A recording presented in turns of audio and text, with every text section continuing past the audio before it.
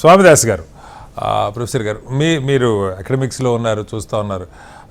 కొత్త కోర్సులు వస్తూ ఉన్నాయి కళాశాలలో. బహుశా కొన్ని ఏళ్ల నుంచే ఏఈ, డేటా సైన్సెస్, ఐటీ ఇట్లా రకరకాల కోర్సెస్ వస్తూ ఉన్నాయి.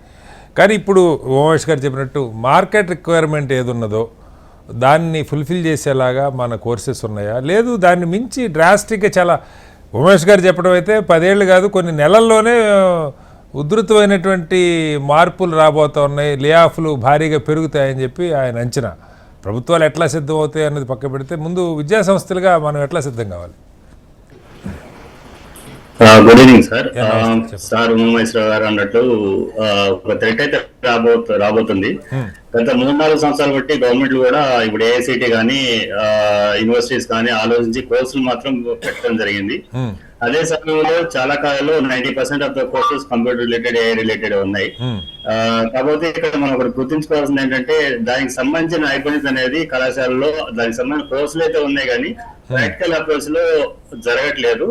అది కంప్లీట్ గా ఎడ్యుకేషన్ సిస్టమ్ అనేది రివాంప్ అయితే తప్ప స్కిల్ ఓరియంటెడ్ నాలెడ్జ్ అనేది ఆ దిశలో పెట్టగలిగితే మాత్రమే మనకి ఇండస్ట్రీకి సూటబుల్ గా తయారు చేస్తున్నాం. కాకపోతే మనకి చాలా మంది బయటకు వచ్చేటోళ్ళు కూడా రోడ్డు మీద దొరుకుతున్నారు. చాలా మంది, కొద్ది మంది మాత్రమే ఇండస్ట్రీ అకామిడేట్ చేసుకోగలుగుతుంది. At the same time colleges లో ఇన్ఫ్రాస్ట్రక్చర్ కావచ్చు, లేకపోతే టీచర్స్ కావచ్చు, లేకపోతే అలాంటి కరికులం డెవలప్ చేసే ఇది ప్రస్తుతం అయితే మనము లేదని చెప్పాలి. కొన్ని కాలేజీలో మాత్రమే ఆ దిశలో జరుగుతుంది. తర్వాత ఇప్పుడు ఎంప్లాయ్మెంట్ థ్రెట్ అనేది ఎప్పుడైనా కొత్త టెక్నాలజీ వచ్చినప్పుడు థ్రెట్ ఉంటుంది. నాణ్యానికి 2 వైపులా ఒక డిస్ప్లేస్మెంట్ ఉంటుంది. అట్ ద సేమ్ టైం అది అంటే అది కాదు సార్, అంతకు ముందు కాదు స్వామిదాస్ గారు. ఇప్పుడు కంప్యూటర్లు వచ్చినప్పుడు లెఫ్ట్ భావజాలం ఉన్నవాళ్ళు ఉద్యోగాలు పోతాయని భయపడ్డారు, కానీ ఐటీ నిపుణులు బిల్ గేట్స్ లాంటి వాళ్ళు మాట్లాడాల, దానివల్ల ఇంకా ఉద్యోగాలు క్రియేట్ అవుతాయి. ఇప్పుడు వాళ్ళు కూడా భయపడే పరిస్థితి కనపడుతుంది సార్. యంత్రాలు వచ్చినప్పుడు యంత్రాల వల్ల ఉద్యోగాలు పోతాయని ఒక సెక్షన్ ఆఫ్ ద సొసైటీ ఆందోళన వ్యక్తం చేసేది. ఇప్పుడు అదర్ సెక్షన్ నుంచి ఆందోళన వ్యక్తం అవుతూ ఉంది. ఐటీలో కోట్ల ఉద్యోగాలు క్రియేట్ చేసిన బిల్ గేట్స్ అసలు పరిస్థితి అర్థం కావట్లేదు, ఏం జరగబోతుందో అన్న భయాన్ని వ్యక్తం చేయటం నిజంగా కొంచెం డేంజర్గా కనపట్లేదా? అది ఒకవైపు నిజమే అనిపిస్తుంది. ఎందుకంటే ఇప్పుడు ఇంతకుముందు టెక్నాలజీస్ వేరు, ఇప్పుడున్న టెక్నాలజీస్ వేరు. ఇంతకుముందు టెక్నాలజీస్ అంటే మన రూల్ బేస్డ్ అట్లా పనిచేసేవి. ఇప్పుడు మనుషులాగా ఆలోచించి చేయగలుగుతున్నాయి కాబట్టి ఎక్కువ మంది రిప్లేస్ చేయగలుగుతుంది. సేమ్ టైం టెక్నాలజీ ఎవరికైతే ఉందో వాళ్ళకి మాత్రమే ఉపయోగం ఉంటుంది. ఇప్పుడు మన భారతదేశం లాంటి చాలా మనకి ఆర్థిక అసమానతలు ఇవన్నీ రకరకాలుగా ఉన్నాయి. ఈ టెక్నాలజీ అనేది డెఫినెట్ గా ఒక సొసైటీలో ఒక సైకలాజికల్ కొంత ఇంపాక్ట్ అనేది క్రియేట్ చేయగలుగుతుంది. అట్ ద సేమ్ టైమ్ చాలా అసమానతలు అనేవి పెరుగుతాయి. మరి అదనేది మనం ఈ టెక్నాలజీ అందరికీ అందుబాటులో రాదు. ఒకవైపు టెక్నాలజీ పెరిగినప్పుడు ఏమవుతుందంటే మంచి సేవలు పెరుగుతాయి, ప్రొడక్టివిటీ పెరుగుతుంది. అదేవిధంగా ఎప్పుడైతే ప్రొడక్టివిటీ పెరుగుతుందో మనుషులకు అవసరం కూడా తగ్గుతుంది. నేను చెప్పిన దాని ప్రకారం చూస్తే అది వారంలో ఇప్పుడు 6 రోజులు 5 రోజులు పనిచేస్తున్నారు, 2-3 రోజులు పనిచేస్తే సరిపోతుంది. At the same time retirement ages కూడా తగ్గుతాయి అనేది ఒక చెప్పడం జరిగింది.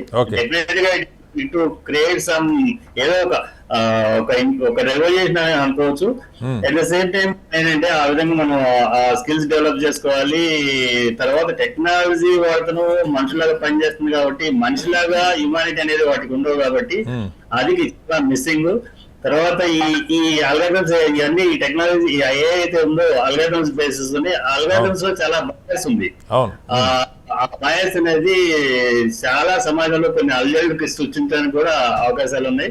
వీటన్నిటిని దృష్టిలో పెట్టుకొని విద్యాలయాలు గవర్నమెంట్ అనేది కరెక్ట్ గా చాలా ఇప్పుడు ఇండస్ట్రీ వాళ్ళతో కానీ తర్వాత పెద్ద పెద్ద వాళ్ళతో మాట్లాడి ఒక కరికులం డెవలప్ చేసి ఈ టెక్నాలజీతో పాటు వాల్యూస్ సిస్టమ్ అలాంటివి కూడా పెట్టగలిగితే ఈ ఏఐ అనేది సమాజం ఇప్పుడు largest section of the people కి ఉపయోగపడేట్లు డెవలప్ చేసేటట్లు రూల్స్ చేయగలిగితే అలాంటి విద్యా విధానం రూపొందిస్తే కొంత మనకి లాభదాయకం ఉంది.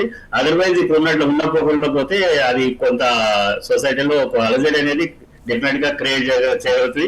ఇంకొకటి ఇప్పుడు మిడిల్ క్లాస్ అందరూ ఐటీ మీద డిపెండ్ ఉన్నారు కాబట్టి ఫస్ట్ థ్రెట్ మిడిల్ క్లాస్ వాళ్ళకి ఎవరైతే ఉన్నారో మిడిల్ లెవెల్ ఎంప్లాయీస్ వాళ్ళు మాత్రము లైవ్లీహుడ్ కూడా ప్రాబ్లం అవుతుంది.